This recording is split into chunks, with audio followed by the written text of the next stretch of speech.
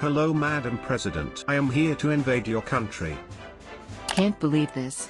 You are so dumb. My army of 10,000 soldiers is at your border waiting for my instruction. Give me 30 minutes to get my army ready. I do not care. You have 30 seconds to surrender. But I thought we were friends. To rule you and your people. Fine, let's go to war right now. Are you serious?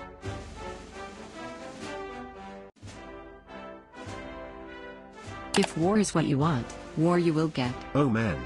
I was just bluffing, hoping you would get scared and Too late, my army is already on the way. Prepare for war.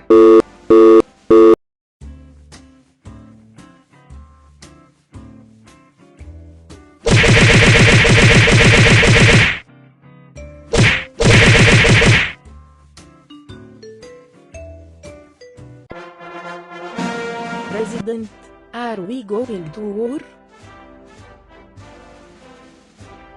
Dear citizens, today we choose war. We eliminate all our enemies. Prepare for a war. We will torture their president. We will rain fire on that country.